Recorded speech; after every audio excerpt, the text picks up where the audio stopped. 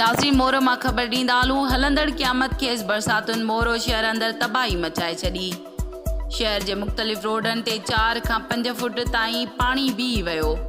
पाणी बीहण सबबि शहर जो कारोबार सख़्तु मुतासिर थियण करे मोरो शहर जे अहम पाड़नि करमशाह मोहल्ला, मलिक कॉलोनी, मलाह मोहल्ला, गोरी मोहल्ला, दस्तगीर कॉलोनी, बुखारी मोहल्ला, सुरैया मोहल्ला ऐं ॿियनि खां अलावा मेन शाहराऊं, मेन रोड, दादू रोड, दर्स रोड, गचीरो रोड, बांदी रोड, शाही बाज़ार ते बारिश ऐं गटरनि जो गंदो पाणी ॿोॾ वारी सूरत हाल करे चुको आहे।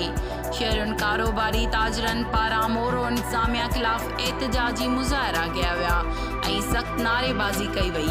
मगर इंतिज़ामिया ऐं मोरो मां चूंडियल नुमाइंदनि आवाम खे गटरनि जे गंदे पाणीअ जे रहम करम ते छॾे ॾिनो आहे ऐं क्लीन स्वीप कंदड़ पार्टीअ जे काउंसलरनि पारां पिणु मौजूदा बरसातुनि में अवाम ऐं शहरनि खे बेयारो मददगार छॾे ॾिनो आहे।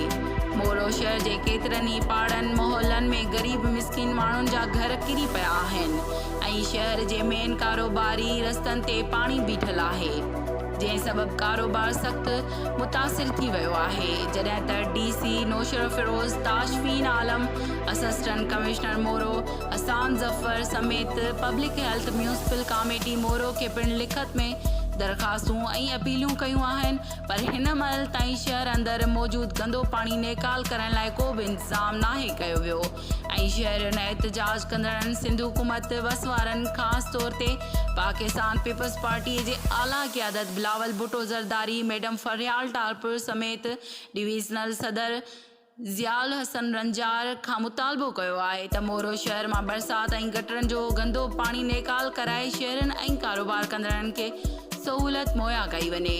रिपोर्ट आफ्ताब अहमद सुमरो, अमल न्यूज़ मोरो। नाज़रीन कोटड़ीअ मां ख़बर ॾींदा हलूं। कोटड़ी वासिया नौजवान खे हुसैनाबाद पुलिस पारां खंबे गुम करण ख़िलाफ़ नौजवान जे वारसनि जो एहतिजाज, नौजवान खे आज़ादु करण जो मुतालबो।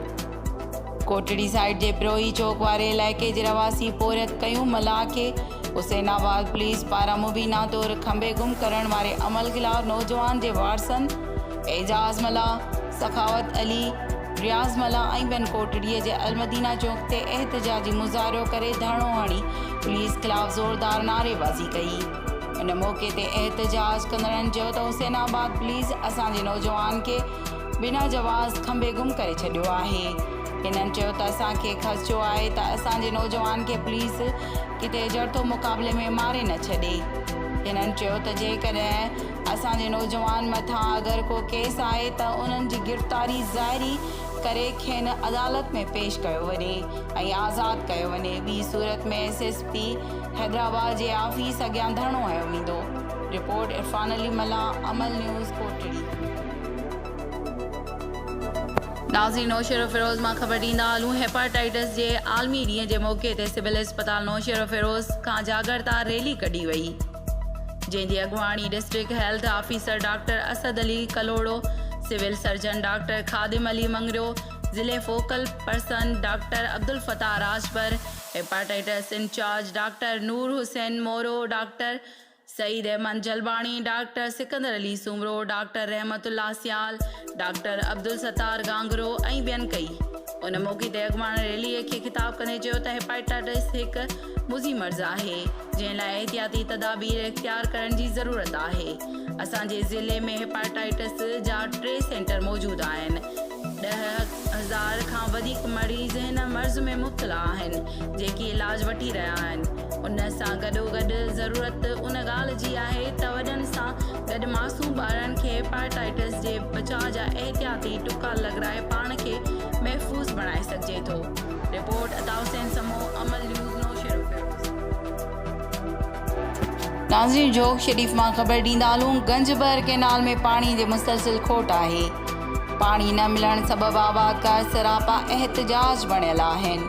पाणी खोट ख़िलाफ़ आबादकार हाशिम चांडियो, रज़ा खासकेली, नौमान शोरो, बख्तियार जतोई, अशरफ जतोई, कयूम शोरो ऐं ॿिया रोड ते निकिरी आया। जनचोरवा मोरीअ ते सजावल टंडो मोहम्मद खान रोड ब्लॉक करे आपाशी कामोरनि ख़िलाफ़ नारेबाज़ी कई। जंहिं करे रोड जे ॿिन्ही तरफ़नि खां गाॾियुनि जूं कतारूं लॻी वयूं।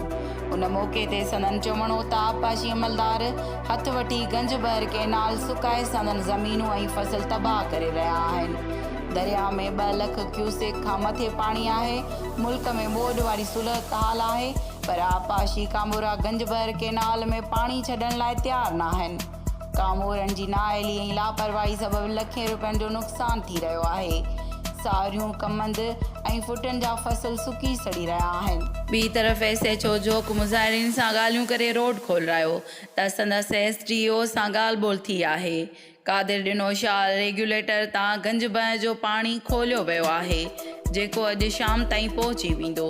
रिपोर्ट चेतन लाल, अमल न्यूज़। नाज़रीन, मोरो मां ख़बर ॾींदा हलूं। मोरो भरिसां ॻोठ सरदार खान लुंड जे रवासी अखियुनि खां नाबीन ऐं माज़ूर पोरियत मंठार अली लुंड पंहिंजे मासूम ॿारनि सां गॾु पंहिंजे भाउ बहादुर खान लुंड ऐं संदसि पुटनि जे नाजाइज़नि ख़िलाफ़ मोरो प्रेस क्लब ते एहतिजाजी मुज़ाहिरो कंदे चयो आहे त मुंहिंजो भाउ बहादुर खान लुंड ऐं संदसि पुट जेकी बासर आहिनि, मूंखे ऐं मुंहिंजे बचड़नि खे मुंहिंजी बनीअ मां निकितल रस्ते तां लंघण नथा ॾियनि ऐं मुंहिंजे मासूम ॿारनि खे ऐं मूंखे तशदुद करे पथर हणी रहिया आहिनि ऐं बिला जवाज़ असांखे तंग करे रहिया आहिनि। जॾहिं त ज़मीन जो खातो बि मुंहिंजो आहे। असांजे बस वारनि खे अपील आहे त मुंहिंजे भाउ बहादुर खान लुंड ऐं संदसि बदमस्त पुटनि ख़िलाफ़ कानूनी कार्रवाई करे गिरफ़्तार कयो वञे ऐं असांखे असांजी ज़मीन जे रस्ते तां लंघण ॾिनो वञे। रिपोर्ट आफ्ताब अहमद सुमरो, अमल न्यूज़, मोरो। नाज़रीन, मक़सूद रिंद मां ख़बर ॾींदा हलूं। हैदरी कप जश्न आज़ादी क्रिकेट टूर्नामेंट ऑर्गेनाइज़र टूर्नामेंट हादी बख्श हैदरी रिंद जे अॻवानी में थी गुज़रियो, जंहिंजो फाइनल सखी सुल्तान फ़कीर ग्राउंड ते गुज़रियो। फाइनल मैच ॻोठ खान रिंद ऐं ॻोठ बाजी रिंद में थी गुज़रियो। पहिरियां खेॾंदे बाजी रिंद जी टीम मुक़ररु ओवरनि में 110 रन्सनि जो टारगेट ॾिनो, जेको जवाब में खेॾंदे ॻोठ खान रिंद जे टीम मुक़ररु ओवरनि में 109 रन्सूं ठाहे मैच बराबरि करे छॾियो।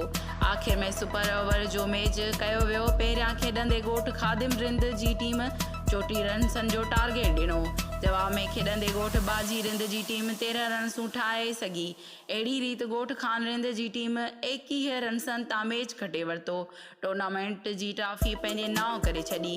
आख़िर में आयल महिमाननि शौक़ीन अली रिंद, शाहिद अली रिंद ऐं ॿियनि इनाम तक़सीम कया। रिपोर्ट शौक़ीन अली रिंद, अमल न्यूज़।